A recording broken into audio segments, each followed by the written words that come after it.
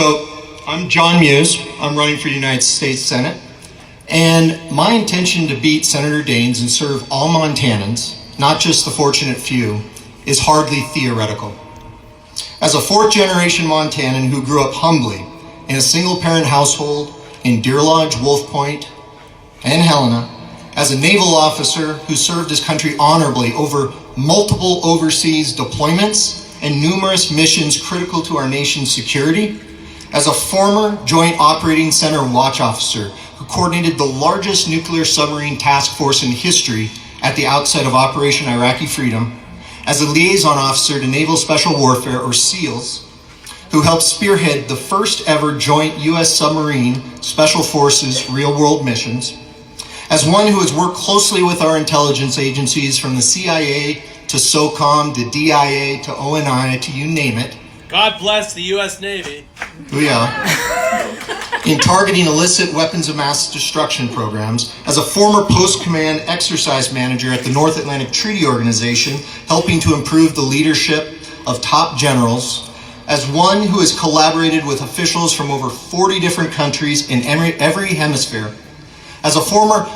and this is what I'm most proud of, as a former Montana teacher in one of the state's most underserved communities on the Fort Belknap Indian Reservation, okay? As a senior engineer in the private sector who can talk business with the best of them, and I tell you what, who can call BS on Senator Daines every single time. Looking forward to that conversation, okay? As an honors graduate of the United States Naval Academy, to which Congressman Pat Williams of Montana nominated me, and the London Business School in the United Kingdom, at which I studied economics, finance, and business, and earned an MBA, our candidacy has the potential, with your support, to successfully contest every county in the state.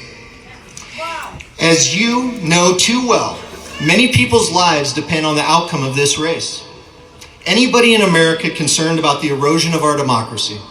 about our unprecedented economic inequality, about the fate and protection of our LGBTQ brothers and sisters,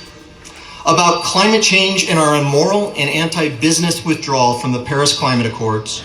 about affordable housing and livable wage jobs, about our Native American brothers and sisters, as well as other communities of color, about missing and murdered Indigenous women, about the abandoned Iranian nuclear deal and the U.S.-funded war in Yemen, about ending and preventing wars of choice, about taking care of our veterans, old and new,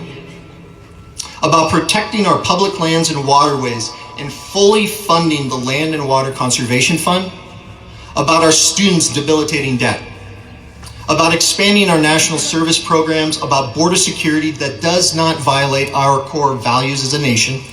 about paying teachers what they deserve as valued professionals in our society, about expanding the reach and depth of vocational and trade-based education, about passing a comprehensive infrastructure plan that not only rebuilds our crumbling roads and bridges, but lays down a foundation for the clean energy economy of the future, about affordable, low-stress, high-quality healthcare, about workers' rights, about adequate mental health care, and about the humanity and character of our elected officials. Every single one of these people has a deep-seated interest in retiring Senator Daines. If you join us on this journey, we will beat Senator Daines, and not by a smidgen, but by a margin that will send an undeniable signal to every corner of our state and country that if you engage in hyper-partisanship, if you lack empathy and compassion for others,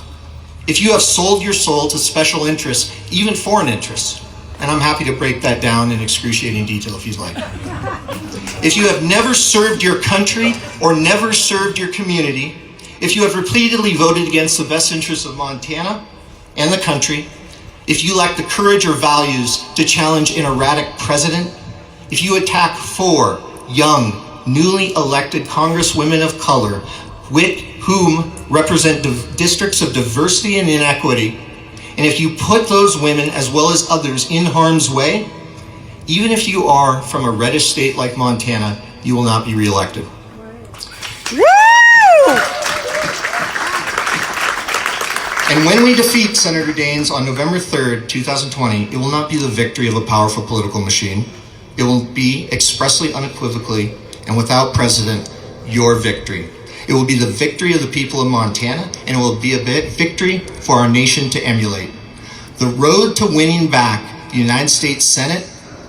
may go through Arizona and Colorado and other states, but after all is said and done, it will cut right through the middle of Montana. Thank you, folks.